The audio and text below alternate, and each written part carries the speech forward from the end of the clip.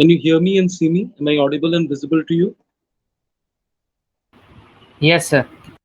Okay, Dhruv, can you just wait for 5 minutes? We'll have others who are going to join the meeting. Just wait for 5 minutes. In the next 5 minutes, we are going to start. Okay. Okay, sir.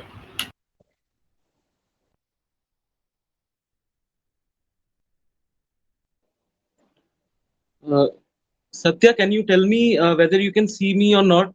Am I audible and is the screen audible? Satya sir, can you tell me whether the screen is audible and whether am I audible or not? Whether you can see me or not?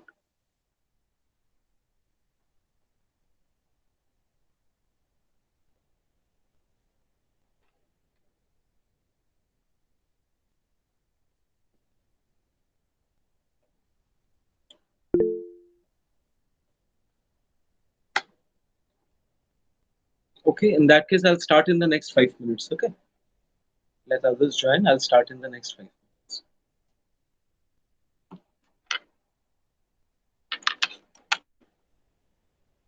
Okay, thank you.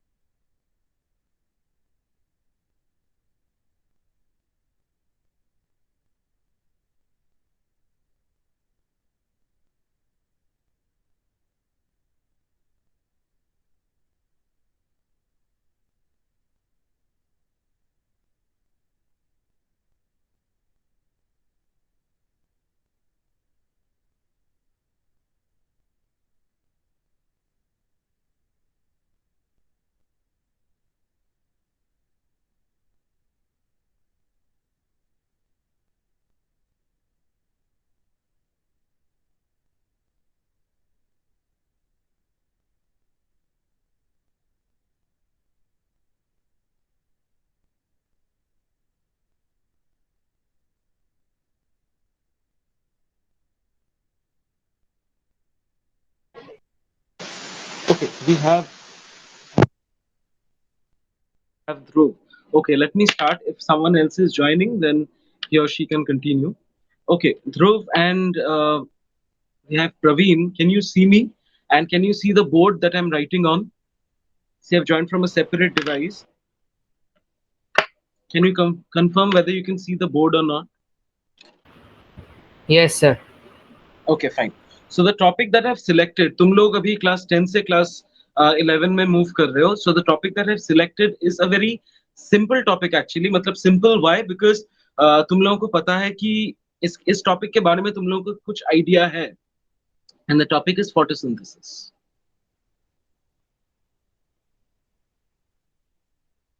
Okay. So most of the students they have an idea about photosynthesis. Now what I'm going to do today is I'll give you an idea about how to deal with photosynthesis in class 11 and then you people will understand कि अभी class 9 और 10 में जो topics पढ़े थे हम लोगों ने उन्हीं topics का एक extravagant format हम लोगों के पास रहेगा in class 11 and 12. You need to go into more depth. Okay, so this is something that you will learn from here. So let me start. Okay, now see, देखो photosynthesis को photosynthesis क्यों बोलते हैं तुम लोगों को क्या पता है बताओ मुझे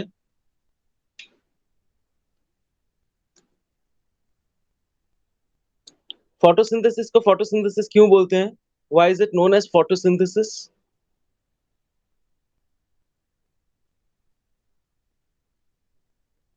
ध्रुव प्रवीण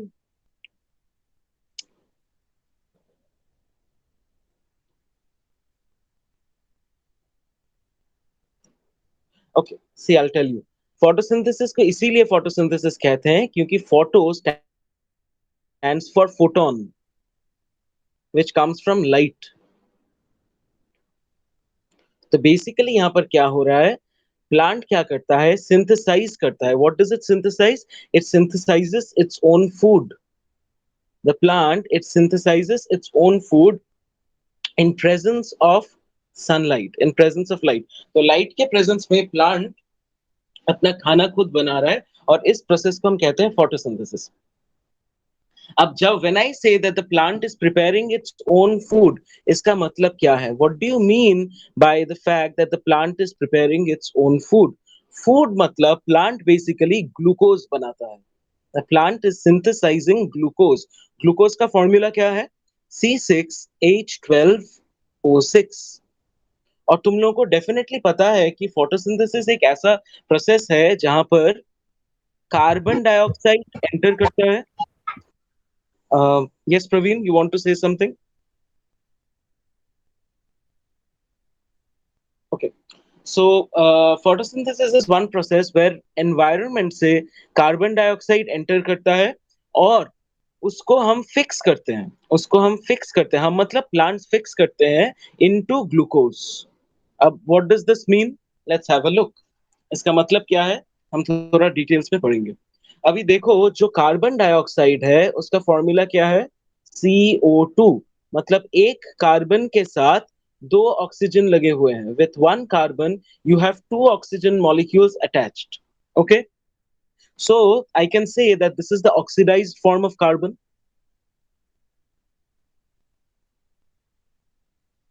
बिकॉज एक कार्बन के साथ दो ऑक्सीजन लगे हुए हैं, तो फिर हम इसको क्या कहेंगे? This is the oxidised form of carbon. And you need to know that carbon dioxide is the most oxidized form of carbon which is naturally available. Okay, it is the most oxidized form of carbon which is naturally available. अब plant क्या करता है, इसको convert करता है glucose में. अब glucose का फॉर्मूला अभी थोड़ी देर पहले मैंने लिखा है. The formula of glucose is C6H12O6. तो तुम लोग को यहाँ पर दिख रहा है कि यहाँ पर इन कार्बन डाइऑक्साइड एक कार्बन के साथ दो ऑक्सीजन लगे हुए हैं. सी कार्बन है एक, you have one carbon and with it one plus one two oxygen are attached, so this is the oxidized form. लेकिन let's have a look at glucose. Glucose में क्या होता है? C6H12O6. तो फिर एक कार्बन के साथ एक ही ऑक्सीजन लगा हुआ है और दो हाइड्रोजन लगे हुए हैं. So with one carbon only one oxygen is attached and along with that two hydrogens are also attached. Two hydrogens are also attached. इसका मतलब क्या है? हमारे पास जो कार्बन डाइऑक्साइड था वहां पर एक कार्बन के साथ दो ऑक्सीजन लगे हुए हैं. Okay, we have someone else who has joined. um okay, no, fine, it's okay. ठीक है. तो फिर यहाँ पर क्या था, एक कार्बन के साथ जब दो ऑक्सीजन लगे हुए रहते हैं उसको हम कहते हैं it is the oxidised form. और जब उसी कार्बन से कार्बन के साथ दो के जगह पर सिर्फ एक ही ऑक्सीजन लगा हुआ रहता है, so that will be known as the reduced form. So always remember one thing, ये जो फोटोसिंथेसिस है वहां पर बिकॉज हम कार्बन डाइऑक्साइड को ग्लूकोज में कन्वर्ट कर रहे हैं, photosynthesis is a reduction process.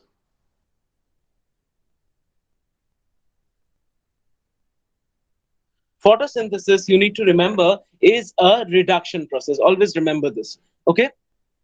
अब यहाँ पर क्या हो रहा है, देखो, I'll get into the mechanism of photosynthesis, लेकिन उसके पहले मैं एक चीज बताना चाहता हूँ कि what do you mean by metabolism? अभी तुम दोनों में से कोई मुझे बता पाओगे कि मेटाबॉलिज्म किसको कहते हैं? What is metabolism? क्या पता है तुम लोगों को मेटाबॉलिज्म के बारे में?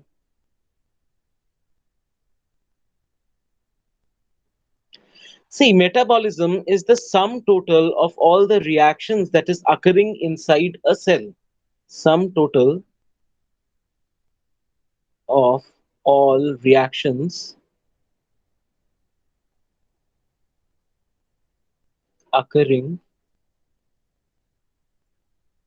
inside the cell. Where I say that it is the sum total of all reactions, of all reactions. अब ये जो all reactions की बात हम कर रहे हैं, हम सारे reactions को दो categories में divide कर सकते हैं. I can divide all the reactions into two categories. Either the cell is making something or the cell is breaking something. ठीक है, either the cell is making something or the cell is breaking something. इसका मतलब क्या है? Making something मतलब है, suppose मेरे पास बहुत सारे ऐसे छोटे छोटे छोटे छोटे मॉलिक्यूल्स हैं. ओके, इतने सारे छोटे छोटे मॉलिक्यूल्स हैं. ओके, तो when the cell is making something, सारे छोटे मॉलिक्यूल्स को जोड़ के, सारे छोटे मॉलिक्यूल्स को जोड़ के एक सेल क्या करता है? एक बड़ा सा कोई मॉलिक्यूल बनाता है. एक बड़ा सा कोई मॉलिक्यूल बनाता है which the cell can store inside the cell, which the cell can store for further use, for future use. तो ये एक टाइप का रिएक्शन होता है सेल के अंदर. या फिर the cell is breaking something, मतलब हमारे सेल के अंदर कुछ बड़ा सा कोई मॉलिक्यूल रहेगा और उसको सेल तोड़ के छोटे छोटे टुकड़ों में डिवाइड करेगा. So these are the two categories of reactions that mainly occur inside the body, inside a cell. Okay, so जैसा मैंने बोला कि either the cell is making something or the cell is breaking something. छोटे छोटे टुकड़ों से कुछ बड़ा सा मॉलिक्यूल बना रहा है, या फिर एक बड़ा सा मॉलिक्यूल है सेल के पास, उसको तोड़ रहा है इनटू छोटे छोटे छोटे टुकड़ों में, इसको तोड़ रहा है. अब ये जो दो डिफरेंट रिएक्शंस हैं, ये जो लेफ्ट हैंड साइड में मैंने लिखा है, when the cell is making something, when the cell is making something, इस रिएक्शन हमको को कहते हैं, we call this reaction the anabolism. इस टाइप ऑफ रिएक्शन को हम एनाबॉलिज्म कहते हैं. And when the cell is breaking something, एक लार्ज मॉलिक्यूल को तोड़ के छोटे छोटे टुकड़ों में जब सेल डिवाइड करता है, that is known as catabolism. Okay, और एनाबॉलिज्म और कैटाबॉलिज्म दोनों को अगर जोड़ दोगे, if you combine anabolism and catabolism, दोनों को मिला के बनता है मेटाबॉलिज्म. दोनों को मिला के बनता है हमारा ये जो मेटाबॉलिज्म मैंने लिखा था. Praveen, any doubt? Dhruv, are you understanding? Yes, sir. Okay. Karishma, we have Karishma. Okay, Karishma, can I hear you a bit? कहाँ से? Okay, I'll repeat myself. I'll Yes, repeat sir. myself. Yes. Karishma, see, we are talking about photosynthesis, and here I was trying to define metabolism. तो metabolism में क्या हो रहा है? देखो, I'm highlighting it with uh, another color. Let me use another color. Say I'm using a pink color over here.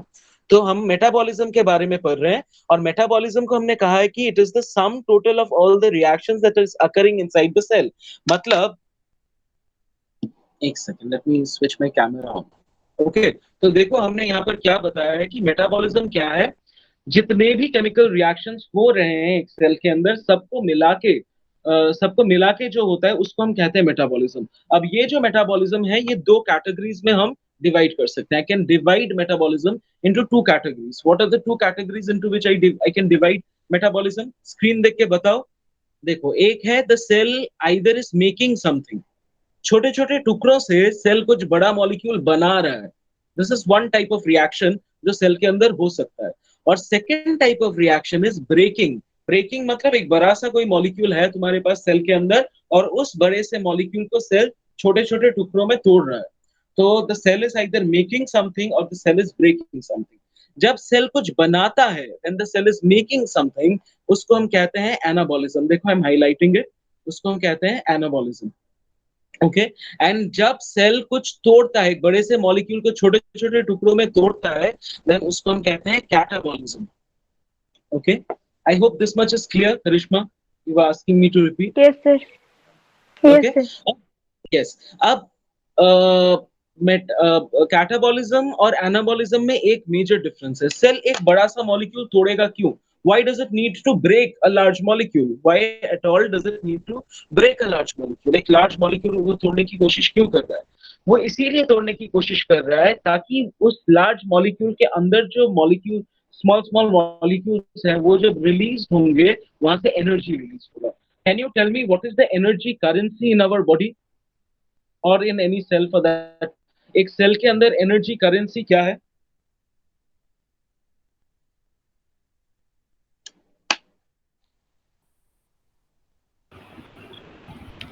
Sir ATP.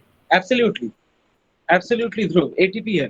तो फिर देखो, ये जो कैटाबॉलिज्म है, एक बड़ा सा मॉलिक्यूल जब छोटे छोटे टुकड़ों में टूट जाता है, तब वहां से बहुत काफी अमाउंट ऑफ एटीपी रिलीज होता है। तो सेल एक बड़ा मॉलिक्यूल को छोटे छोटे टुकड़ों में क्यों तोड़ेगा? ताकि उसके अंदर से हम एटीपी रिलीज कर पाए।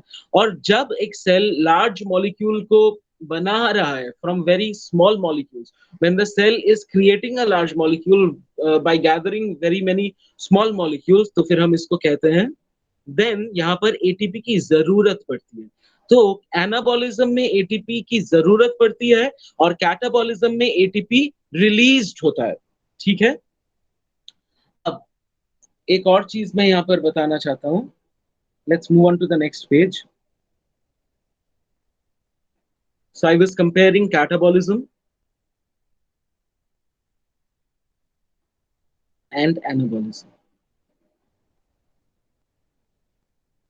Okay. So here I suppose you people can understand one thing कि मेटाबॉलिज्म में कुछ एक चीज बन रहा है, तो इसको हम कहते हैं कंस्ट्रक्टिव मेटाबॉलिज्म।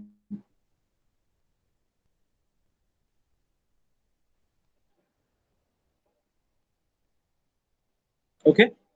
और यहाँ पर देखो, इन कैटाबॉलिज्म एक लार्ज मॉलिक्यूल को तोड़ रहे हैं हम, और तोड़ के क्या कर रहे हैं, छोटे छोटे टुकड़ों में डिवाइड कर रहे हैं। तो इसको हम क्या कहेंगे? Destructive metabolism. डिस्ट्रक्टिव, डिस्ट्रॉय कर रहे हैं, एक बड़े से मॉलिक्यूल को हम डिस्ट्रॉय कर रहे हैं। कैटाबॉलिज्म में एटीपी रिलीज होता है और एनाबॉलिज्म में एटीपी यूटिलाइज्ड होता है। ठीक है।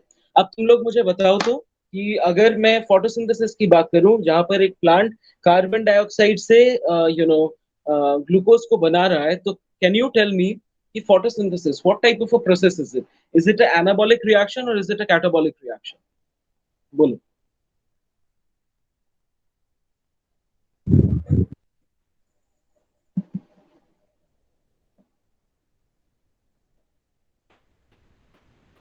Sir anabolic. बिल्कुल एनाबॉलिक, गुड। बिल्कुल एनाबॉलिक है। एनाबॉलिक है क्योंकि छोटे से कार्बन डाइऑक्साइड से वो एक लार्ज मॉलिक्यूल बना रहा है, which is glucose. Glucose is a large molecule. बहुत सारे छोटे कार्बन डाइऑक्साइड और उसके साथ और भी कुछ जोड़ के वो ग्लूकोज बना रहा है। तो फिर definitely it is a anabolic reaction. तो हमें इस प्रोसेस में किस चीज की जरूरत है? एटीपी की जरूरत है। यस और नो? क्योंकि Yes. Yes sir. Anabolic, okay. और एक सेकंड स्टेप मैंने शुरू में ही तुम लोगों को बोल दिया था कि ग्लूकोज किस चीज से बनता है? कार्बन डाइऑक्साइड से बनता है। कार्बन डाइऑक्साइड ऑक्सीडाइज्ड फॉर्मेट है, ग्लूकोज है रिड्यूस्ड फॉर्मेट। तो एक चीज जो हमें जरूर लगेगा, that is ATP, that is the energy source, because it is a anabolic reaction, इसीलिए हमें एटीपी की जरूरत है। और सेकंड चीज जो हमें जरूरत है, तुम लोगों को समझ में आना चाहिए कि बिकॉज हम एक ऑक्सीडाइज चीज को रिड्यूस करने की कोशिश कर रहे हैं, तो फिर कैन आई से कि हमें अभी यहाँ पर एक रिड्यूसिंग एजेंट की जरूरत है? कैन आई से दिस? Yes. ओके। तो फिर एक चीज याद रखोगे, तो फोटोसिंथेसिस में क्या होता है, कार्बन डाइऑक्साइड से हम ग्लूकोज बना रहे हैं, तो यहाँ पर बेसिकली क्या होगा, हमें दो चीजें बनाना जरूर है, दो चीजों की जरूरत पड़ेगी हमें। एक चीज क्या है, the first thing that I require is ATP. Why do I require ATP? Because photosynthesis is a anabolic process, and anabolic process में एटीपी की जरूरत पड़ती है। And the second thing that I definitely need is a reducing agent. अब एक जो reducing agent की यहाँ पर फोटोसिंथेसिस में जरूरत पड़ती है, दैट इज NADPH। ठीक है। तो फिर इन दोनों चीजों की हमें जरूरत है, एक है एटीपी और दूसरा है NADPH। Okay, let's continue.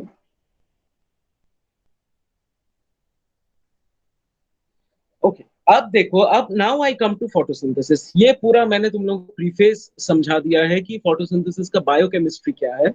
Now let's actually come into photosynthesis. Now see photosynthesis can be divided into two phases.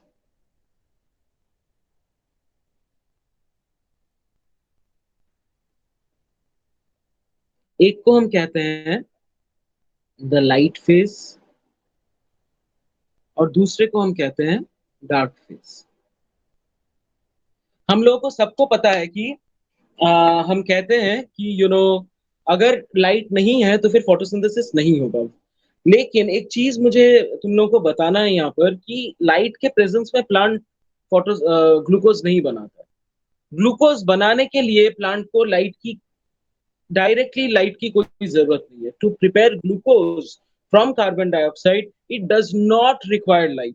तो फिर हम क्यों बोलते हैं कि लाइट के प्रेजेंस में फोटोसिंथेसिस होता है या फिर लाइट के एब्सेंस में फोटोसिंथेसिस नहीं हो पाएगा? ऐसा हम क्यों कहते हैं? व्हाई डू आई से सो? I will explain. तो मैंने क्या कहा कि photosynthesis can B broadly divided into two categories. The first category is a light phase and the second category is the two phases. The first phase is the light phase, second phase is the dark phase. ठीक है।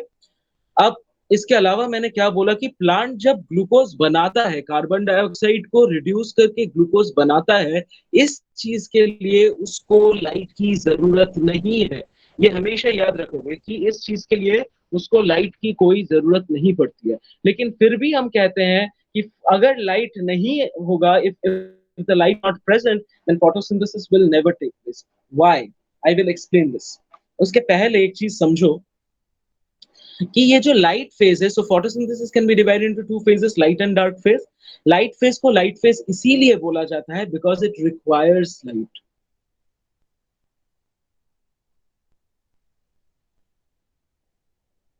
Light phase को light phase इसीलिए बोला जाता है because it requires light. Okay.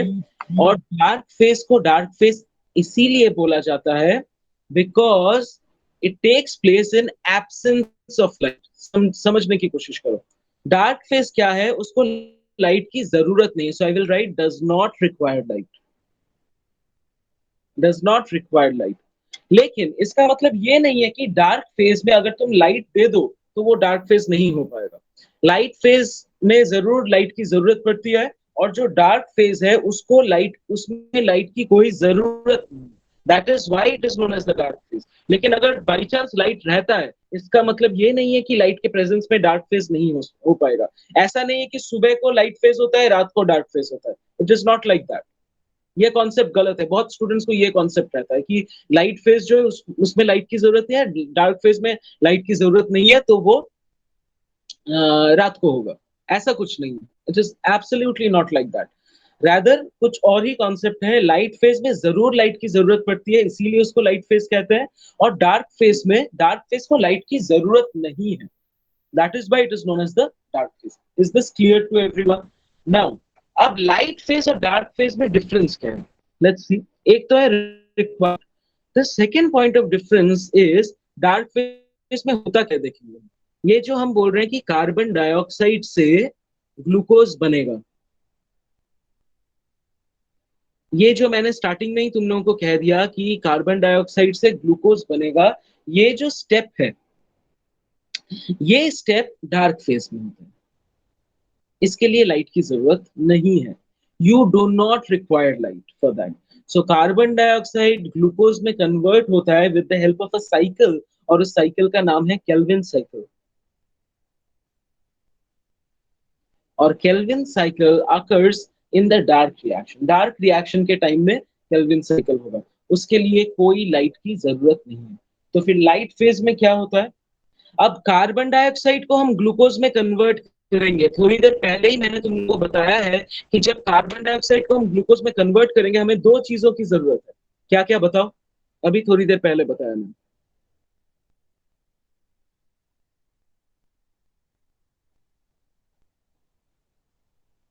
सोच के बताओ।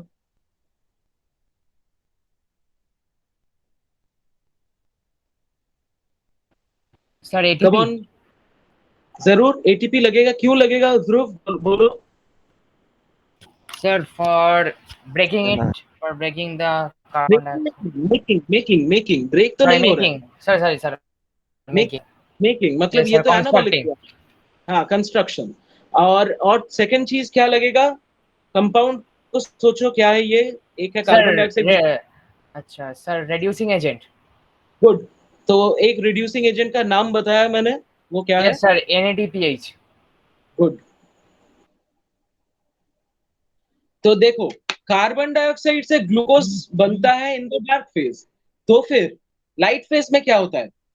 लाइट फेज में ये जो दो चीजें हैं जो जरूरी है डार्क रिएक्शन के लिए, वो चीजें बनते हैं लाइट फेज में। एक है एटीपी, बिकॉज कार्बन डाइऑक्साइड से ग्लूकोज का कन्वर्शन इज एनाबॉलिक रिएक्शन। दूसरा है NADPH, because it is a reducing process.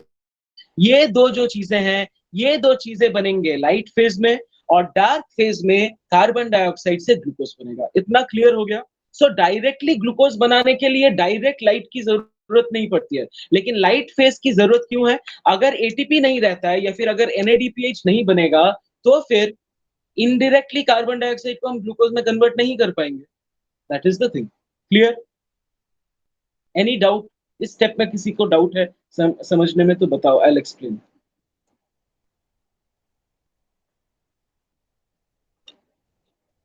Okay, I hope it is clear. अब थोड़ा सा हम पढ़ लेते हैं कि ये फोटोसिंथेसिस होता कहां पर है और फोटोसिंथेसिस के लिए कौन से पिगमेंट्स की जरूरत पड़ती है। So do you know what is the site of photosynthesis?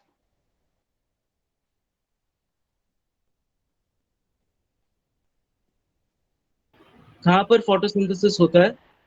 Sir chloroplast. बिल्कुल, क्लोरोप्लास्ट के अंदर होता है।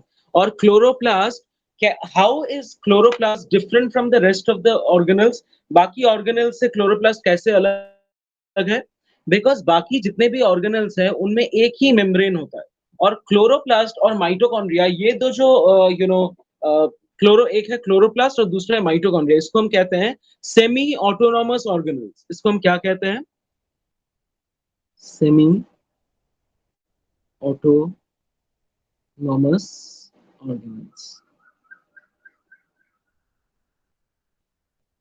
सेमी ऑटोनॉमस हम इसीलिए कहते हैं क्योंकि ये जो क्लोरोप्लास्ट है और ये जो माइटोकॉन्ड्रिया है उसमें अपना खुद का DNA रहता है। Because chloroplast and mitochondria they have their own DNA, इसीलिए बहुत टाइम में हम इसको कहते हैं, we call this a semi autonomous organelle. Okay, now let's have a look at this. लेकिन इंटरेस्टिंग बात है, बहुत जनों को ये पता नहीं है या फिर ये अप्रिशिएट नहीं करते हैं कि क्लोरोप्लास्ट में दो नहीं तीन मेम्ब्रेन्स रहते हैं। क्लोरोप्लास्ट में टोटल तीन मेम्ब्रेन्स रहते हैं। चलो देखते हैं क्या क्या मेम्ब्रेन है। पहला जो है वो बिल्कुल बाहर का एक मेम्ब्रेन है। तो बाहर के मेम्ब्रेन को हम क्या कहेंगे? Outer membrane.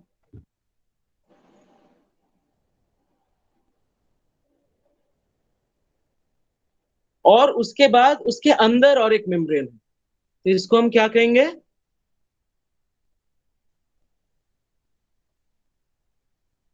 What? Sir inner membrane. बिल्कुल। इतना कॉम्प्लिकेटेड नहीं है, समझ के पढ़ोगे तो कुछ कॉम्प्लिकेशन नहीं है। इसको हम कहेंगे इनर मेम्ब्रेन। और आउटर मेम्ब्रेन और इनर मेम्ब्रेन के बीच में जो जगह है, इसको हम कहेंगे इंटर मेम्ब्रेन स्पेस। मैं अब इसको पूरा कलर नहीं कर रहा हूं, लेकिन ये जो रीजन में हाईलाइट कर रहा हूं, ये जो पूरा जगह है, इसको हम क्या कहेंगे? दो मेम्ब्रेन के बीच में जो जगह रहता है, इसीलिए इसको हम कहते हैं इंटर मेम्ब्रेन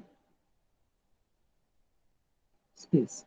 सो बाहर के तरफ से आउटर मेम्ब्रेन, उसके बाद इनर मेम्ब्रेन, और आउटर और इनर मेम्ब्रेन के बीच में जो जगह रहता है उसको हम कहेंगे द इंटर मेम्ब्रेन स्पेस। ठीक है? ओके। अब क्या होता है, इसके अंदर और एक चीज रहता है पूरे क्लोरोप्लास्ट के अंदर, मैं दूसरा कलर यूज करूंगा समझाने के लिए। यहाँ पर और एक मेम्ब्रेन बाउंड रीजन रहता है, एक और एक मेम्ब्रेन बाउंड रीजन रहता है। कैन डज एनीवन नो कि इसको हम क्या कहते हैं? ऐसा छोटा छोटा दिखता है, इसको हम कहते हैं थाइलेकॉइड। नाम तो सुना है। Yes sir. और थाइलेकॉइड का भी एक मेम्ब्रेन है, देखो, थाइलेकॉइड का भी तो एक मेम्ब्रेन है। तो भी टोटल मेम्ब्रेन कितने बने? तीन। टोटल मेम्ब्रेन बने तीन। क्या क्या? आउटर मेम्ब्रेन, इनर मेम्ब्रेन और थाइलेकॉइड मेम्ब्रेन। ठीक है। अब यहाँ पर क्या होता है, ये जो थाइलाकॉइड है ये अकेला रह सकता है, एक थाइलाकॉइड अकेला, या फिर बहुत टाइम में क्या होता है, बहुत सारे थाइलाकॉइड एक के ऊपर एक ऐसे स्टैक्ड रहते हैं।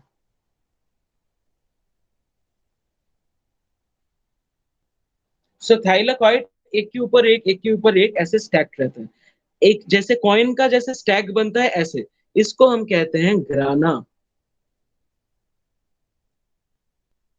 Okay, so how many membranes, outer membrane, inner membrane, thylakoid membrane, और थाइलाकॉइड के ऊपर जब बहुत सारे थाइलाकॉइड ऐसे स्टैक्ड अप हो जाते हैं उसको हम कहते हैं that is known as the ग्राना।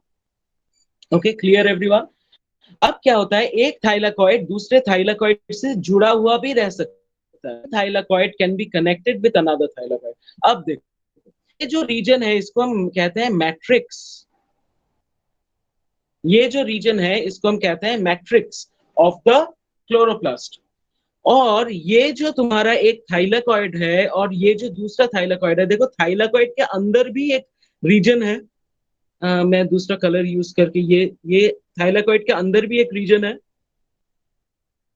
जो मैट्रिक्स से अलग है, it is separated from the matrix. Her thylakoid के अंदर ये ग्रे रीजन है, लाइक दिस, जो बाहर वाले पोजीशन से अलग है, और इसको हम कहते हैं स्ट्रोमा। इसको इसको हम कहते हैं स्ट्रोमा। फिर क्या क्या देखा, आउटर मेम्ब्रेन, उसके बाद है इंटर मेम्ब्रेन स्पेस, उसके बाद है इनर मेम्ब्रेन, उसके बाद है स्ट्रोमा मैट्रिक्स, उसके बाद है थाइलाकॉइड मेम्ब्रेन, उसके बाद है स्ट्रोमा। क्लियर।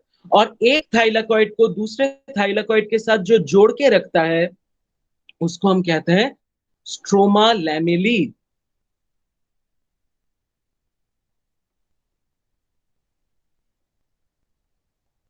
यहां तक किसी इस स्ट्रक्चर में किसी को प्रॉब्लम है तो this is the structure of of chloroplast. और जैसे मैंने बोला, यहाँ पर राइबोसोम्स भी रहेंगे छोटे छोटे, और यहाँ पर खुद का डीएनए भी रहेगा। ये है मेरा स्ट्रक्चर क्लोरोप्लास्ट। किसी को समझने में प्रॉब्लम है तो you can ask. Sir, last part explain please. कौन सा बोलो तो करिश्मा, कौन सा वाला पार्ट? तुम मुझे बताओ बिल्कुल, तुम मुझे बोलो, क्लियर हो जाएगा। बिल्कुल बाहर देख के बताओ, मैं हाईलाइट कर रहा हूँ और तुम मेरे साथ बोलो।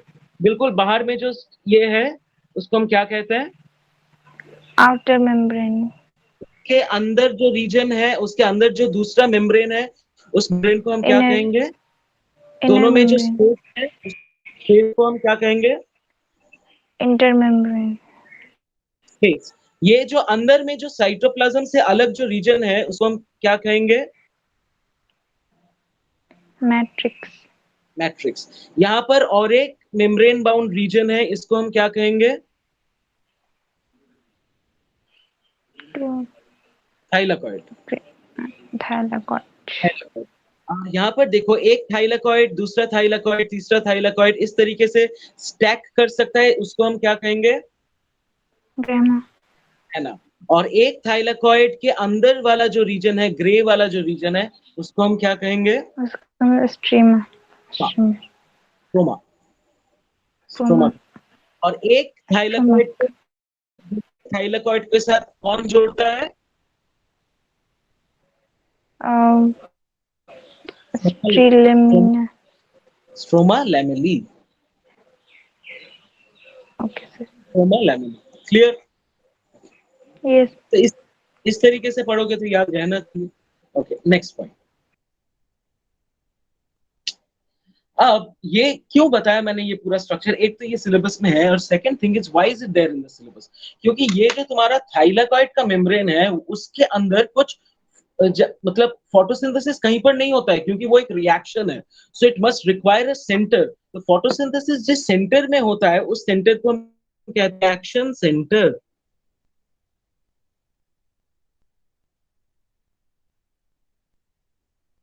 फोटोसिंथेसिस जिस जगह पर होता है उस जगह को हम कहते हैं रिएक्शन सेंटर। अब एक चीज यहाँ पर जानना बहुत ही जरूरी है कि ये जो रिएक्शन सेंटर है, रिएक्शन सेंटर में रहता क्या है? रिएक्शन सेंटर में रहते हैं पिगमेंट्स। रिएक्शन सेंटर में रहते हैं पिगमेंट्स।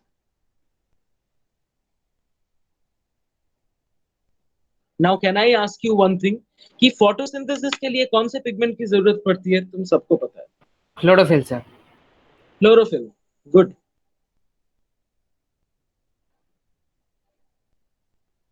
अच्छा, मैं क्लोरोफिल के बारे में एक चीज समझाऊंगा, लेकिन उसके पहले एक जो विजिबल लाइट है उसमें कितने कलर्स होते हैं? 7. 7। Yes sir. VIBGYOR. VIBGYOR. VIBGYOR. और हम लोगों को पता है कि ये plants they appear green in colour, and why do they appear green in colour? क्योंकि उनके अंदर क्लोरोफिल रहता है। मतलब देखो, मेरे पास और कुछ नहीं है, पत्ता तो नहीं है, लेकिन मेरे पास एक बैग है जहां पर पत्ते ड्रॉ किए हुए हैं। तो ये जो पत्ता है, ये why is this leaf green? ये ग्रीन क्यों दिखता है? क्यों दिखता है? क्योंकि ये जब व्हाइट लाइट उस पर गिरेगा, क्योंकि व्हाइट लाइट जब उस पर गिरेगा, वो क्या करेगा, ये जो violet, indigo blue, yellow, orange और रेड, इन मतलब ऑल दीज, जितने भी ये तुम्हारे लाइट के जो डिवाइडेड कलर्स हैं, सबको अब सबको क्या करेगा, अब्सॉर्ब कर लेगा. So this leaf, it is appearing green because the leaf that I'm showing you over here, ये green इसीलिए दिख रहा है क्योंकि जो वायलेट, इंडिगो ब्लू है और यहाँ पर जो येलो, ऑरेंज और रेड रीजन है, उसको वो अब्सॉर्ब कर लेता है. और एमिट आउट किस चीज को करता है? ग्रीन कलर को वो एब्सॉर्ब नहीं कर पाता है, उसको रिफ्लेक्ट करता है. जैसे जैसे मैं ये शर्ट पहना हूं, यहाँ पर भी देखो ग्रीन ग्रीन कलर है. So why is it green in colour? Because ये it is reflecting green and it is absorbing rest of it. यहाँ पर देखो, I am showing you something that is red in colour. See, it is red in colour. Why is it red in colour? Because वो VIBGYO, VIBGYO, सब सारे colours को absorb कर लेता है और रेड कलर को एमिट आउट करता है. ठीक है. और ये देखो, यहाँ पर व्हाइट है. White, why does it appear white? ये व्हाइट क्यों दिख रहा है तुम लोगों को? अब ये बताओ तो मुझे.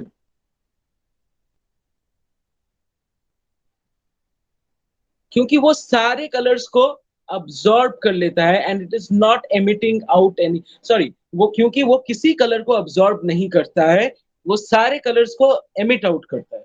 और जो ब्लैक कलर है, जो ब्लैक कलर है, ये जो ब्लैक कलर है, ब्लैक कलर ब्लैक क्यों अपीयर करता है? Because it is absorb all the colors and it is not emitting out any.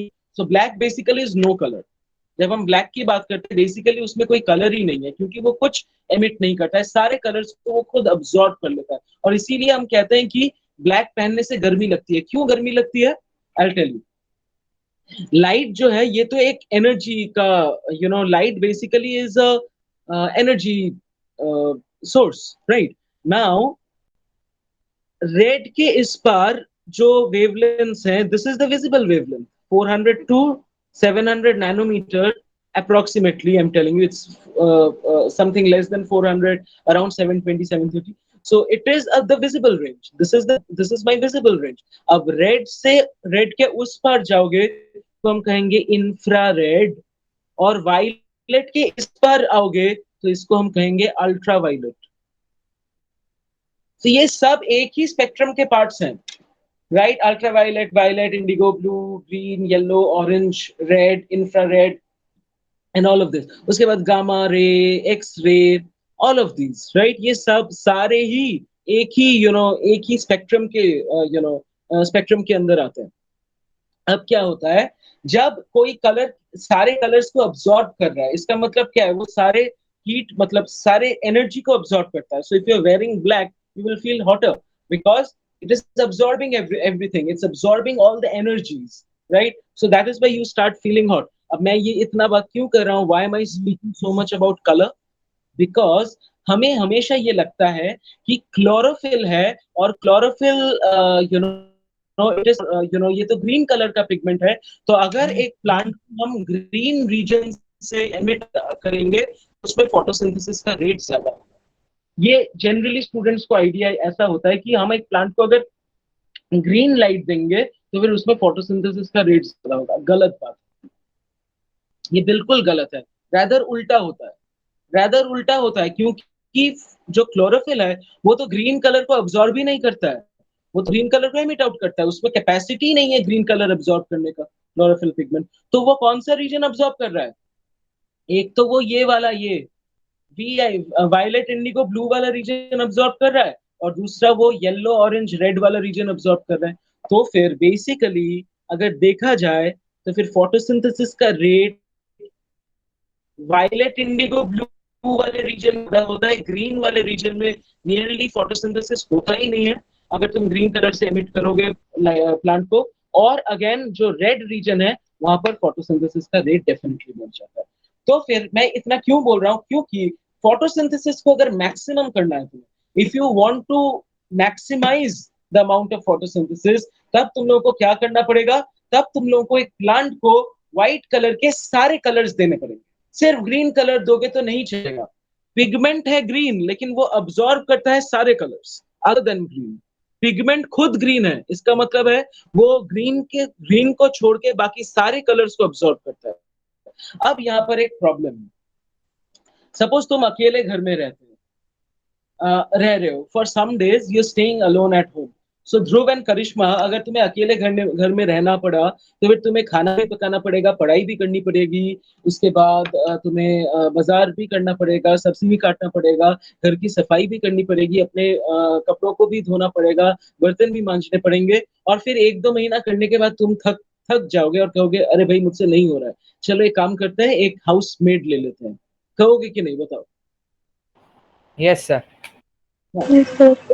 Okay, तो वैसा ही होता है कि क्लोरोफिल बेचारा अकेला है और उसको हम क्या बोल रहे हैं, तुम तो सिर्फ, क्योंकि क्लोरोफिल को सारे लाइट की जरूरत पड़ती है, ग्रीन को छोड़ के सारे लाइट की जरूरत पड़ती है। तो क्लोरोफिल अगर सारे वेवलेंथ्स को अब्सॉर्ब करने की कोशिश करेगा तो फिर वो कुछ दिनों बाद क्या होगा, वो थक जाएगा। Chlorophyll will become tired and it will be oxidised by light. इसको हम कहते हैं फोटो ऑक्सीडेटिव डैमेज। इसका मतलब क्या है, तुम्हें अकेला अगर तुम क्लोरोफिल को पूरा काम करने को दोगे, वो अकेला कर नहीं पाएगा।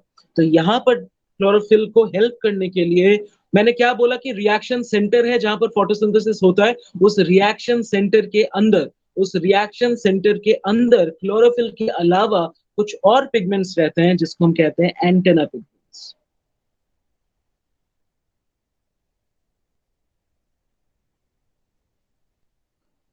अब एंटेना पिगमेंट्स का रोल क्या है? एंटेना पिगमेंट का, एक घर के एंटेना का रोल क्या है, घर में जो टीवी का एंटेना रहता है उसका रोल क्या है, कि ये डिफरेंट जगह से सिग्नल को अब्सॉर्ब करता है, अब्सॉर्ब करके चैनलाइज कर देता है हमारे टीवी के अंदर। और उसीलिए हम कहते हैं कि चैनल, ये चैनल, वो चैनल, एक्स चैनल, जी टीवी, सोनी, ये सब हम बोलते रहते हैं। क्यों? क्योंकि ये जो हमारा जो डिश है या फिर जो एंटेना है, केबल का जो एंटेना है, वो क्या करता है, it is absorbing all the radiations and then it is channelising it through the electrical supply to my TV. और बेसिकली एंटेना पिगमेंट्स को भी एंटेना पिगमेंट्स इसीलिए बोला जाता है क्योंकि बीच में बैठा है क्लोरोफिल। बीच में बैठा है, मैं थोड़ा सा प्रॉपरली लिखता हूँ इसको, बीच में बैठा हुआ है मेरा क्लोरोफिल, ग्रीन कलर का पिगमेंट है। अच्छा, ऐसे ऐसे ऐसे कर देते हैं। ठीक है, तो ये बीच में है मेरा क्लोरोफिल जो ग्रीन कलर का है। और ये ग्रीन कलर का पिगमेंट, ग्रीन कलर का जो क्लोरोफिल है, वो ग्रीन कलर को छोड़ के बाकी सब कलर को एब्जॉर्ब करेगा, लाइट का।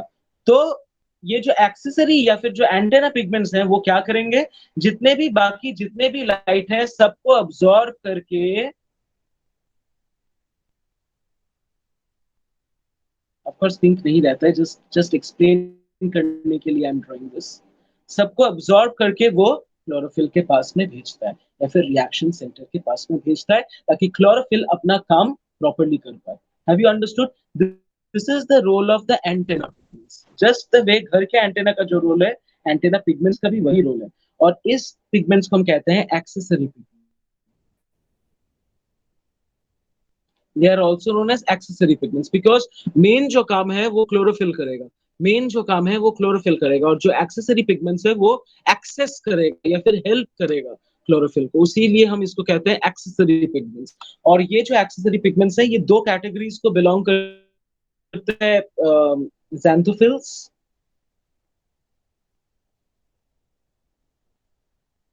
Generally, xanthophylls are yellow color pigments, and then you have orange color pigments, which are known as carotenoids. कुछ कुछ प्लांट्स में कुछ पर्पल कलर पिगमेंट्स भी रहते हैं, जिसको हम कहते हैं पर्प्यूरिन.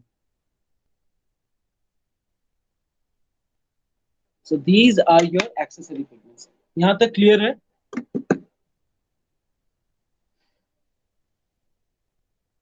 Is it clear till here?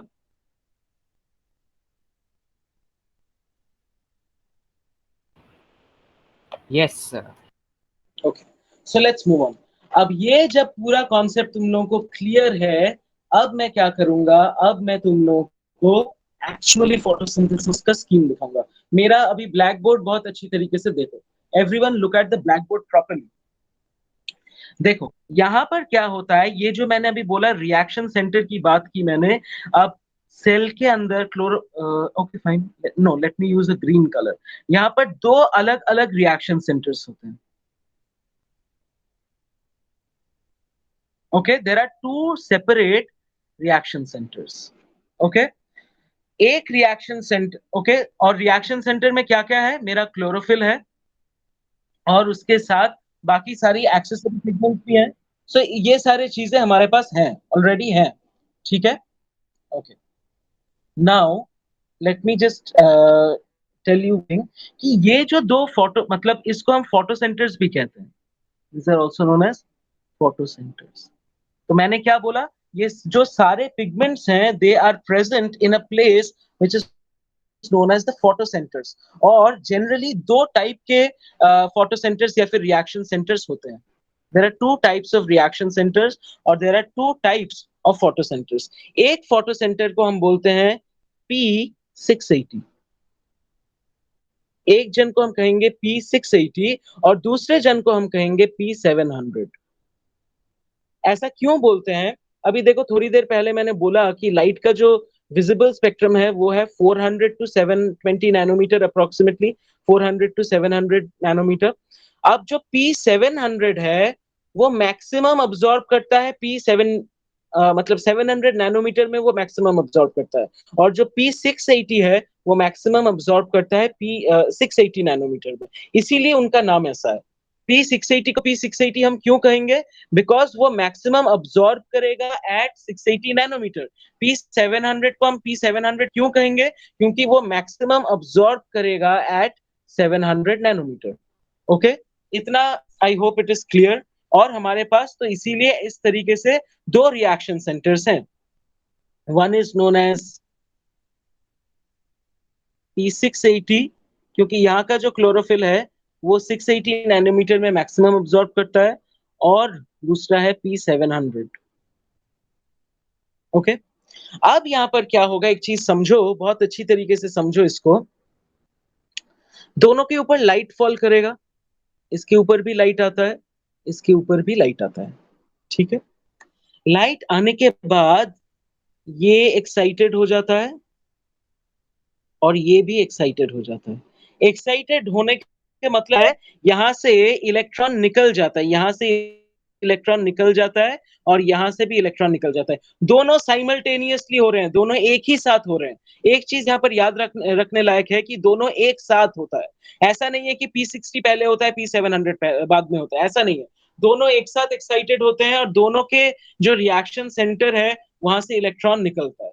अब नॉर्मल केस में क्या होता है, ये जो इलेक्ट्रॉन निकला है, नॉर्मल केस में इसको वापस आ जाना चाहिए. कैसे, वो अपना एनर्जी लूज करेगा और वापस आ जाएगा. ये नॉर्मल केस है, ये तुम लोगों को पता है कि एक इलेक्ट्रॉन एक्साइटेड स्टेट से वापस ग्राउंड स्टेट में कब आ सकता है. It can come back to the ground state when the energy.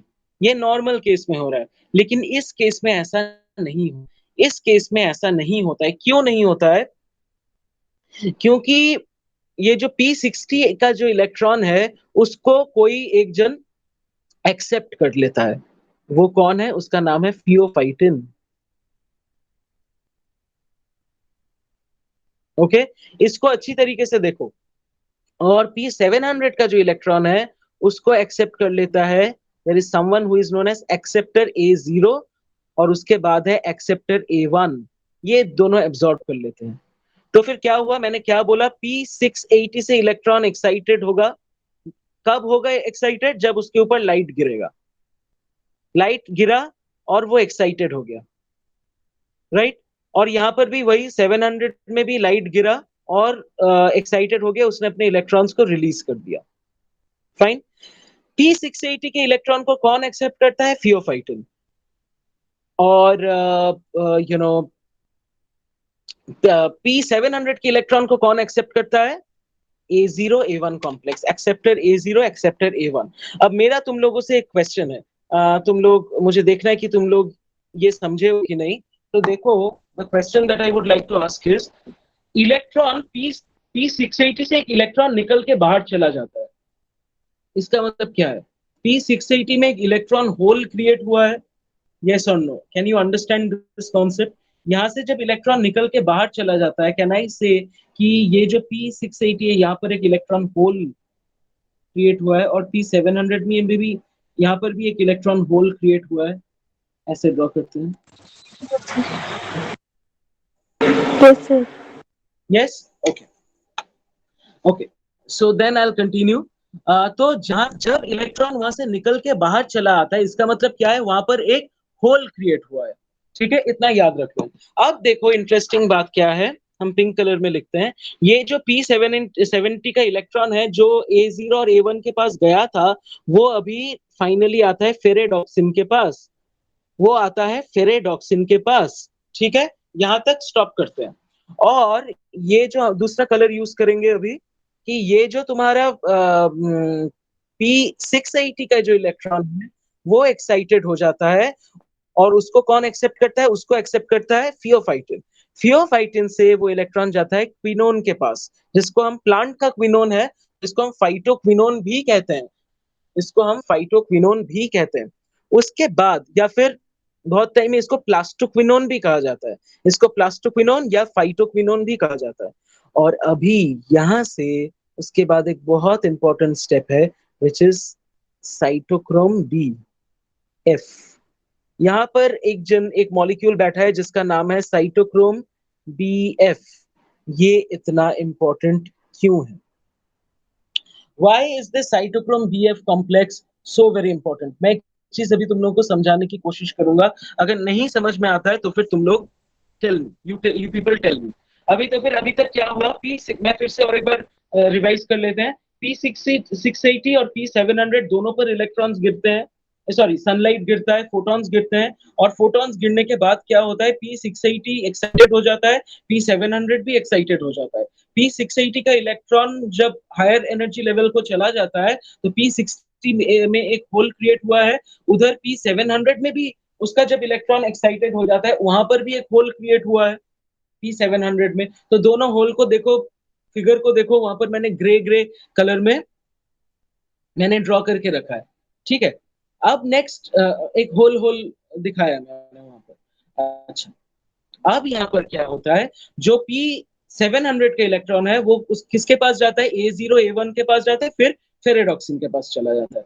और P680 का जो इलेक्ट्रॉन है, वो फियोफाइटिन के पास जाता है, और उसके पास जाता है प्लास्टोक्विनोन के पास, और उसके बाद अल्टीमेटली वो जाता है साइटोक्रोम बीएफ के पास। ओके, साइटोक्रोम बीएफ के पास जाता है। अब साइटोक्रोम बीएफ बहुत एक इंटेलिजेंट मॉलिक्यूल है। तुम लोग कभी टोल टैक्स क्रॉस किए हो? वो मतलब कहीं जाने के टाइम में किसी मतलब हावड़ा या उस जगह से कभी गाड़ी से उस जगह को क्रॉस किया है, तो फिर वहां पर एक टोल टैक्स पे करना पड़ता है। ऐसे कहीं कहीं कहीं पर 50 रुपए, कहीं कहीं पर 10 रुपए ऐसा पे करना पड़ता है, और फिर वो एक टिकट देते हैं, देन गाड़ी सामने की तरफ जा सकता है। देखा है तुम लोगों ने ये? हाँ सर। No, sir. हाँ। तो ये साइटोक्रोम बहुत इंटेलिजेंट है। वो क्या बोलते हैं, अब देखो, साइटोक्रोम के पास इलेक्ट्रॉन आया है क्विनोन से, और साइटोक्रोम बैठा है यहाँ से। साइटोक्रोम बोलता है ठीक है भाई, मैं इलेक्ट्रॉन को इस तरफ से इस तरफ जाने को दूंगा, लेकिन तुम्हें मुझे टैक्स देना पड़ेगा। तो मैं क्या करूंगा? मैं इलेक्ट्रॉन को क्विनोन से किसी के पास उस तरफ भेजूंगा। उस इस तरफ कौन बैठा है? इस तरफ बैठा है प्लास्टोसायनिन।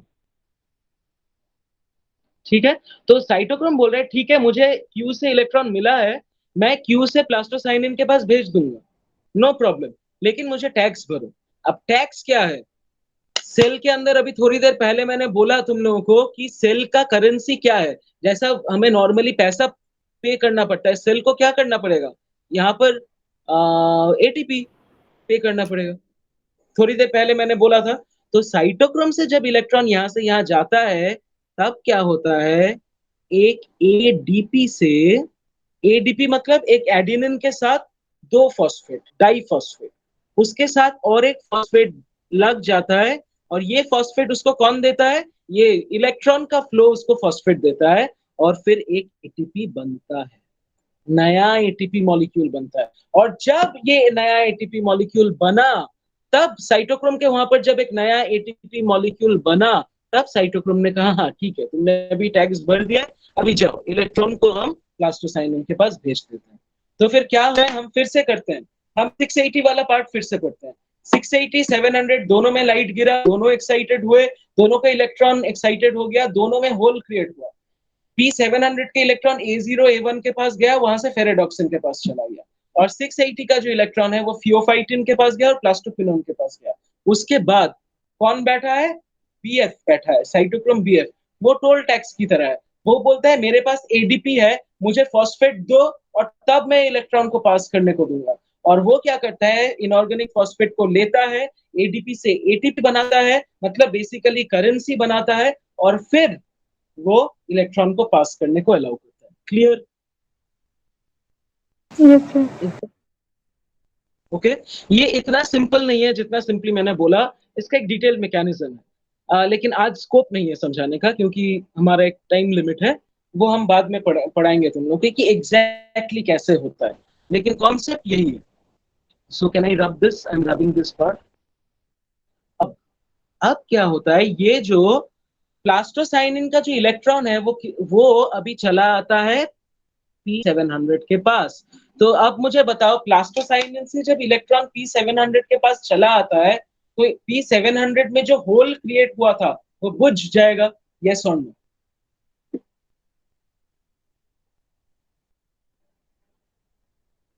प्लास्टोसाइनिन से इलेक्ट्रॉन चलाता है P700 के पास, तो 700 में जो होल क्रिएट हुआ था, बिकॉज उसके इलेक्ट्रॉन एक्साइटेड हो गया था, तो वहां पर जो होल क्रिएट हुआ था वो बुझ जाएगा। Can I say that? Yes. समझे हो कि ऐसे ही यस बोल रहे हो?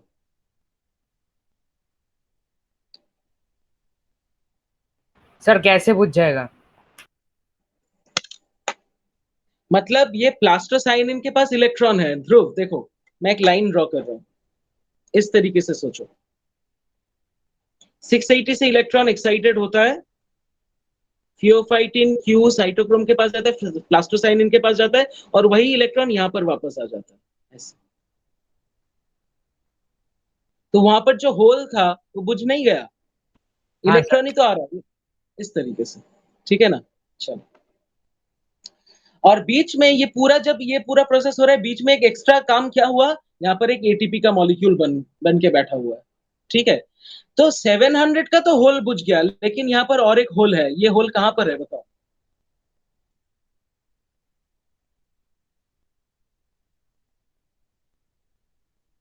700 का होल बुझ गया है, इलेक्ट्रॉन होल, लेकिन और एक होल है यहाँ पर। कहां पर है सर ये होल? 680। 680 में। तो 680 का होल बुझेगा कैसे? तो वो बहुत इंटेलिजेंट है। वो बंदा क्या करता है, यहां से, यहाँ पर एक पानी का मॉलिक्यूल है, और पानी से इलेक्ट्रॉन को बहुत जल्दी स्नैच कर लेता है, और अपने अंदर जो होल है उसको बुझा देता है। उसके मैं फिर से दिखा रहा हूं, देखो।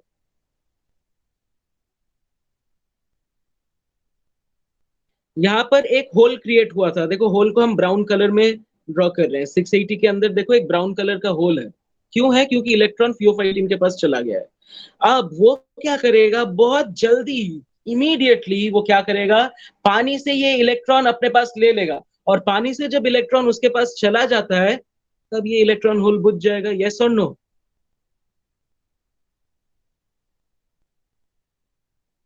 वो पानी से अपना इलेक्ट्रॉन को ले लेता है। अब बात क्या है, पानी के ऐसे ही दे देगा इलेक्ट्रॉन को? पानी से जब वो इलेक्ट्रॉन ले लेगा, तो वाटर मॉलिक्यूल डिवाइड हो जाएगा into oxygen and H+। Oxygen and H+ में डिवाइड हो जाएगा। समझे? पानी से इलेक्ट्रॉन ले रहे हो तो उसमें बॉन्डिंग नहीं रहता है, वो टूट जाता है और यहाँ से H प्लस और OH ऑक्सीजन में वो कन्वर्ट हो जाता है। अब 700 के वहां पर वापस आओ। 700 में लास्ट फेरेडॉक्सिन तक गया था। अब यहाँ पर वो इलेक्ट्रॉन जाता है फेरेडॉक्सिन रिडक्टेज के पास और ये क्या करता है, इस इलेक्ट्रॉन और इस प्रोटॉन को लेके NADPH बनाता है।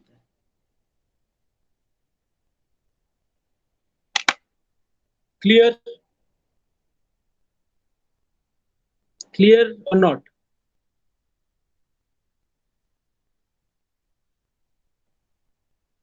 अच्छा मैं और एक बार बता देता हूँ, और एक बार बहुत ये तो पूरा स्टेप हुआ। मैं और एक बार बहुत बहुत अच्छी तरीके से सुन लो। मैं बहुत सिंपल वे में बता देता हूँ। दो फोटो सिस्टम्स हैं, 680 एंड 700। दोनों में लाइट फॉल करता है, दोनों एक्साइटेड होते हैं, दोनों एक्साइटेड हो। 700 अपने इलेक्ट्रॉन को किसके पास देगा, A0 A1 के पास देगा और वहां से अल्टीमेटली वो आ जाएगा फेरेडॉक्सिन रिडक्टेज के पास।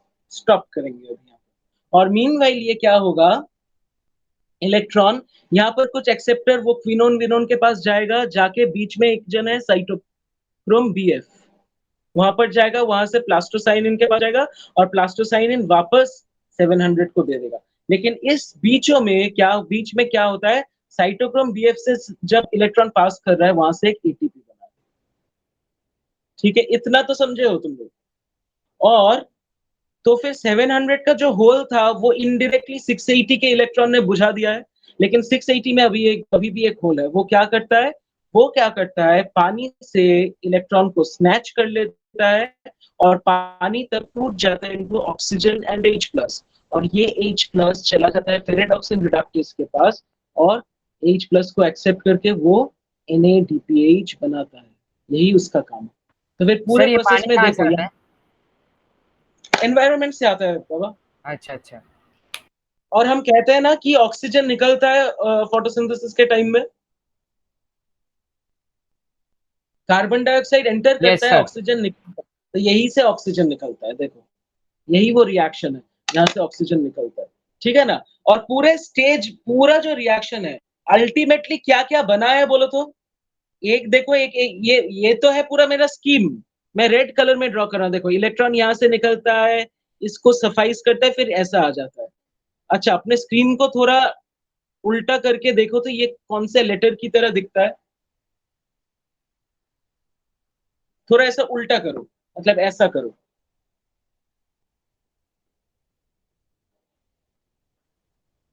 कौन से लेटर की तरह दिखता है ये? कौन से अल्फाबेट की तरह दिखता है? Z? It looks like a Z, yes और नो ध्रुव? Yes sir. तो इसीलिए इसको हम कहते हैं the Z scheme of photosynthesis. It is also known as the Z scheme of photosynthesis. और एंड प्रोडक्ट क्या है? एक तो भाई हमारा ATP बना है, जिस ATP की जरूरत है हमें, और सेकेंड हमारा बना है NADPH, इसकी भी हमें जरूरत है। और यहाँ से ऑक्सीजन निकल जाता है, that is the by product. और अब क्या होगा, so this is my light reaction, या फिर जिसको हम कहते हैं Z स्कीम। और बिकॉज एटीपी बनता है, एटीपी के बनाने के प्रोसेस को हम कहते हैं फॉस्फोराइलेशन। ये लाइट के प्रेजेंस में होता है, इसीलिए इसको हम कहते हैं फोटोफॉस्फोराइलेशन।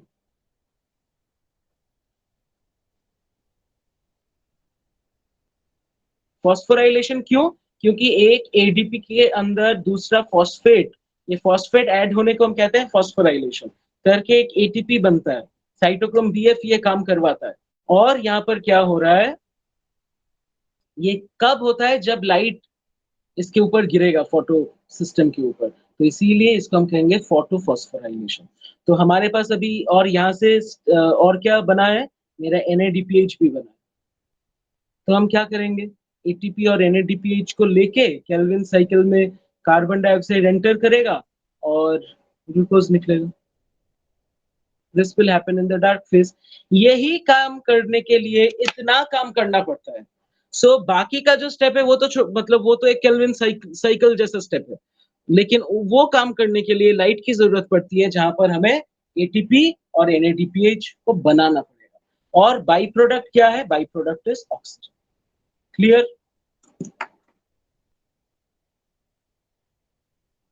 समझे ध्रुव? Yes, sir. कोई डाउट है तो बोलो।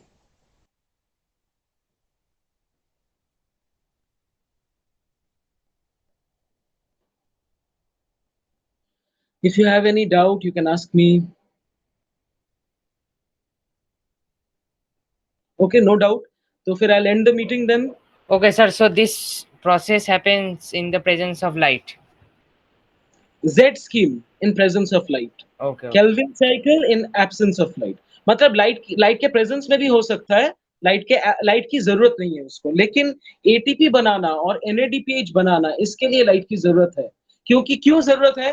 क्योंकि अगर लाइट ही नहीं गिरेगा तो इलेक्ट्रॉन ही एक्साइटेड नहीं होगा, तो इलेक्ट्रॉन ट्रांसपोर्ट चेन ही नहीं होगा, इलेक्ट्रॉन ट्रांसपोर्ट चेन नहीं होगा तो NADPH नहीं बनेगा, उधर टॉलटैक्स नहीं बढ़ोगे तो एटीपी नहीं बनेगा। Okay, sir. Understood.